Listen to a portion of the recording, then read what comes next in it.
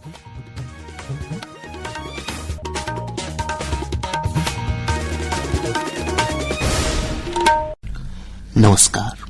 ये आकाशवाणी पटना है। अब आप अभिषेक दास से प्रादेशिक समाचार सुनिए। पहले मुख्य समाचार।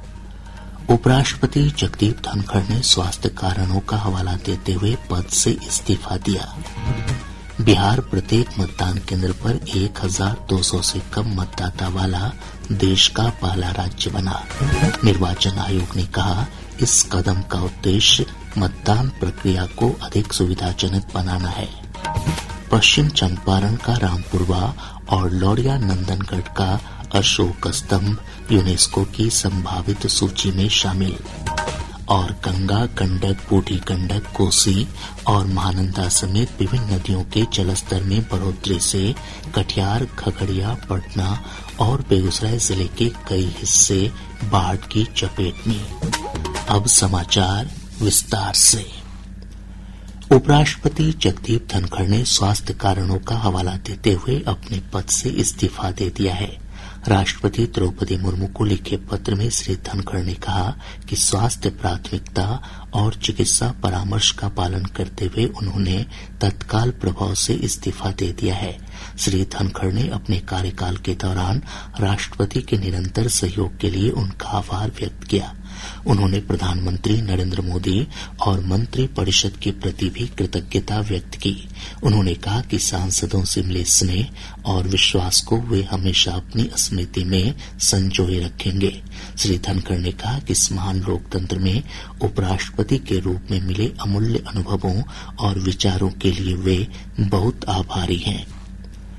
बिहार देश का पहला राज्य बन गया है जहां प्रत्येक मतदान केंद्र पर 1200 से कम मतदाता होंगे। निर्वाचन आयोग ने कहा है कि इस कदम का उद्देश्य लंबी कतारों को कम करना और मतदान प्रक्रिया को सुविधाजनक बनाना है। एक रिपोर्ट। मतदान प्रक्रिया को सुविधाजनक बनाने के लिए पूरे राज्य में 12,817 नए मतदान केंद्र बनाए गए हैं। इससे पहले प्रत्येक मतदान केंद्र पर 1,500 मतदाताओं की सीमा थी, जिसे मतदाता सूची के विशेष गहन पुनरीक्षण SIR के अंतर्गत संशोधित करके 1,200 किया गया है। इसके साथ ही बिहार में मतदान केंद्रों की कुल संख्या अब बढ़कर 90,712 हो गई है। आकाशवाणी समाचार के लिए पटना से आशीष रंजन। इस बीच आयोग ने कहा कि राज्य में जारी SIR के दौरान अब तक 7 करोड़ 16 लाख से अधिक करुणा प्रपत्र जमा किए जा चुके हैं। अब केवल 29,62,762 मतदाताओं के करुणा फॉर्म जमा करना शेष है। आयोग ने बताया कि 1 अगस्त से मतदाता सूची के मसौदे में कोई भी व्यक्ति किसी मतदाता का नाम जोड़ने, हटाने या सुधार से संबंधित आपत्तियां दर्ज करा सकता है। यूनेस्को ने भारत के लिए अपनी संभावित सूची में पश्चिम चंपारण जिले के रामपुरवा और लौरिया नंदनगढ़ के अशोक स्तंभ को शामिल किया है।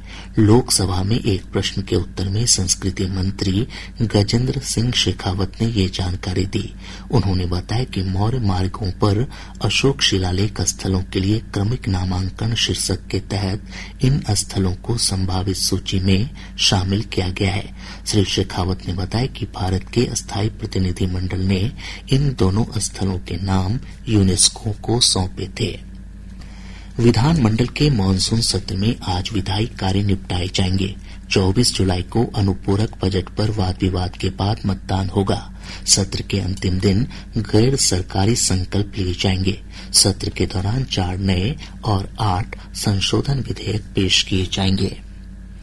विधानमंडल के मानसून सत्र को लेकर कल भाजपा और राजद के विधानमंडल दल की बैठक पटना में आयोजित की गई।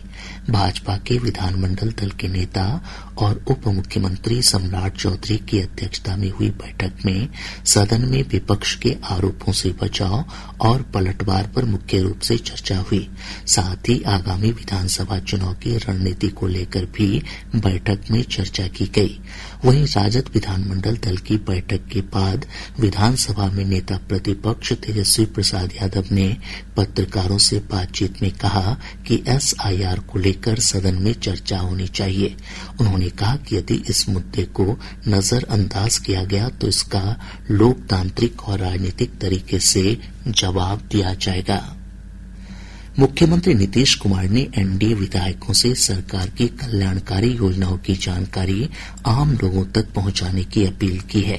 एनडीए विधायक दल की बैठक में मुख्यमंत्री ने सामाजिक सुरक्षा पेंशन में बढ़ोतरी, 1 करोड़ से अधिक नौकरी और रोजगार, महिलाओं के लिए डोमिसाइल नीति और 125 यूनिट मुफ्त बिजली जैसी योजनाओं की जानकारी आम लोगों को देने को कहा।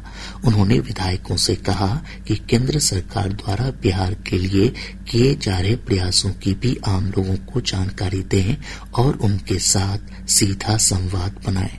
श्री कुमार ने मानसून सत्र के दौरान विपक्ष के सवालों का संयम और शालीनता से जवाब देने की भी सलाह दी।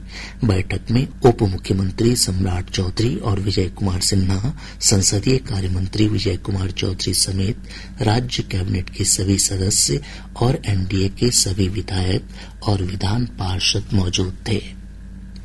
भारतीय प्रशासनिक सेवा के वरिष्ठ अधिकारी और शिक्षा विभाग के अपर मुख्य सचिव डॉक्टर एस सिद्धार्थ ने अपने पद से इस्तीफा दे दिया है।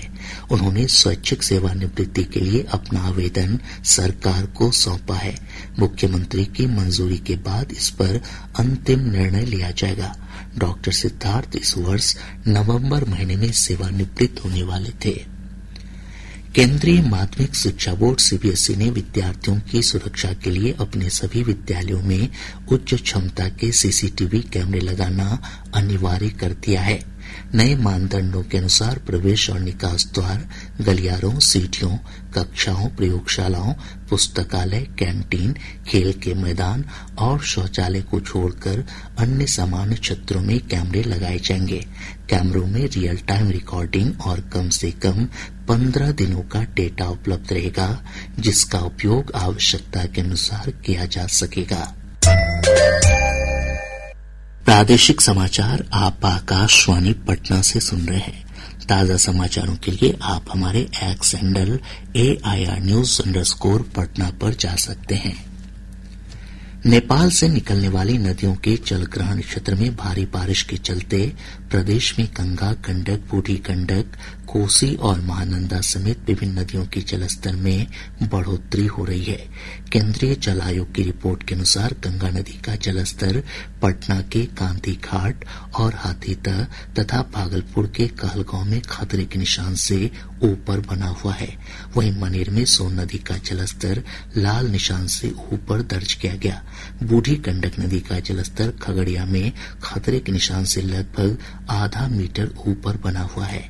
विभिन्न नदियों में उफान से प्रदेश के कई तटवर्ती क्षेत्रों और निचले इलाकों में बाढ़ का पानी फैल गया है।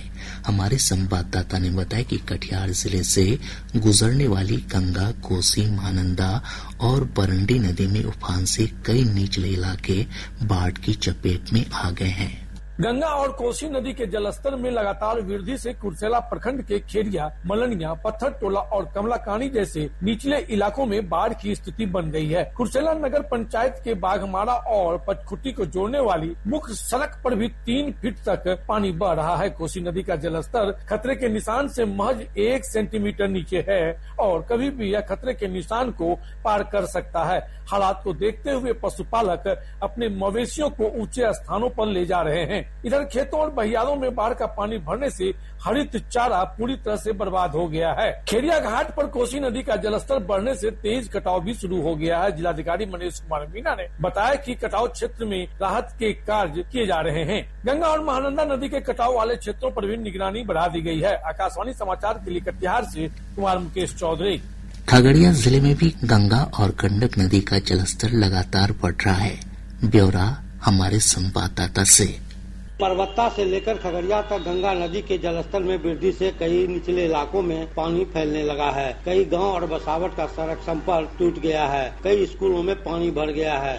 गंगा में उफान से गंडक नदी ने भी रौद्र रूप धारण कर लिया है, जिसके कारण खगड़िया सदर के 3 पंचायत रहीमपुर मध्य, दक्षिण और उत्तरी पंचायत के कई गांव पानी से घिर गए हैं। लोगों को घरों से निकलने अथवा मवेशी चारा के लिए परेशानी का सामना करना पड़ रहा है। दुर्गापुर पुल के पास अप्रोच पथ टूटने के कगार पर है, जबकि मथार से कनिया के बीच पुलिया बुरी तरह क्षतिग्रस्त हो गई है। जिला परिषद सदस्य प्रियदर्शना सिंह ने जिलाधिकारी को पत्र लिखकर प्रभावित गाँवों में बचाव कार्य चलाने और तत्काल नाव उपलब्ध कराने का अनुरोध किया है। आकाशवाणी समाचार के लिए खगड़िया से प्रभात सुमन।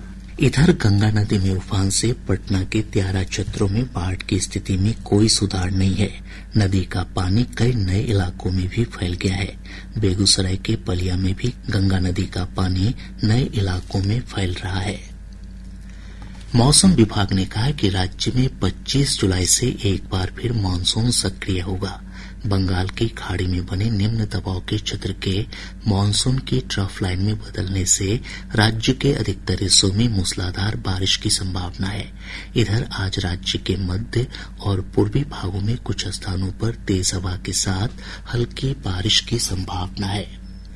सिपाही भर्ती परीक्षा में फर्जीवाड़ा करने वाले गिरोह के 15 सदस्यों को शेखपुरा पुलिस ने गिरफ्तार किया है। इधर पटना से सिपाही भर्ती के नाम पर ठगी करने वाले गिरोह के 5 सदस्यों की गिरफ्तारी हुई है। पटना के एक निजी अस्पताल में गैंगस्टर चंदन मिश्रा की हत्या के मामले में गिरफ्तार चारों आरोपियों को पटना के बेऊर जेल भेज दिया गया है। इधर अदालत ने मुख्य आरोपी तौसीफ को 72 घंटों की पुलिस रिमांड पर सौंपने का आदेश दिया है। सहरसा जिले के सौर बाजार थाना क्षेत्र के वार्ड संख्या 13 में पुलिस ने भारी मात्रा में प्रतिबंधित कफ सिरप के साथ 2 तस्करों को गिरफ्तार किया है। इस दौरान पुलिस टीम पर आरोपियों के परिजनों ने पथराव कर दिया, जिसमें कई पुलिसकर्मी घायल हो गए। पश्चिम चंपारण जिले के चनपटिया स्टेशन के पास वंदे भारत एक्सप्रेस ट्रेन पर पथराव करने के आरोप में पुलिस ने 4 युवकों को गिरफ्तार किया है। अब पटना से प्रकाशित प्रमुख समाचार पत्रों की सुर्खियां। आज के सभी समाचार पत्रों ने उपराष्ट्रपति जगदीप धनखड़ के इस्तीफा और संसद तथा बिहार विधानमंडल के मानसून सत्र से जुड़ी खबर को प्रमुखता से प्रकाशित किया है। हिन्दुस्तान की सुर्खी है, धनखड़ का स्वास्थ्य कारणों से इस्तीफा, सत्र के पहले दिन राज्यसभा के सभापति ने की घोषणा। दैनिक भास्कर लिखता है, विधानमंडल का मानसून सत्र शुरू, मात्र 18 मिनट की कार्यवाही में ही विपक्ष का हंगामा। दैनिक जागरण ने लिखा है, मुख्यमंत्री वृद्धजन पेंशन के लिए 3,423 करोड़ रुपए। प्रभात खबर ने मुख्यमंत्री नीतीश कुमार के हवाले से लिखा है, सरकार की कल्याणकारी योजनाओं की जानकारी लोगों तक पहुंचाए। राष्ट्रीय सहारा के शब्द हैं, जस्टिस यशवंत वर्मा को हटाने की प्रक्रिया शुरू, संसद के दोनों सदनों लोकसभा और राज्यसभा में दिए गए नोटिस। आज अखबार लिखता है, प्रीपेड मीटर वालों को 125 यूनिट खपत तक नहीं करना होगा रिचार्ज। और अब अंत में मुख्य समाचार एक बार फिर। उपराष्ट्रपति जगदीप धनखड़ ने स्वास्थ्य कारणों का हवाला देते हुए पद से इस्तीफा दिया। बिहार प्रत्येक मतदान केंद्र पर 1,200 से कम मतदाता वाला देश का पहला राज्य बना। निर्वाचन आयोग ने कहा, इस कदम का उद्देश्य मतदान प्रक्रिया को अधिक सुविधाजनक बनाना है। पश्चिम चंपारण का रामपुरवा और लौड़िया नंदनगढ़ का अशोक स्तंभ यूनेस्को की संभावित सूची में शामिल। और गंगा, गंडक, बूढ़ी गंडक, कोसी और महानंदा समेत विभिन्न नदियों के जलस्तर में बढ़ोतरी से कटिहार, खगड़िया, पटना और बेगूसराय जिले के कई हिस्से बाढ़ की चपेट में। इसके साथ ही आकाशवाणी पटना से प्रसारित प्रादेशिक समाचार का ये अंक समाप्त हुआ। आकाशवाणी पटना से अगला समाचार बुलेटिन दोपहर 2 बजे प्रसारित किया जाएगा। नमस्कार।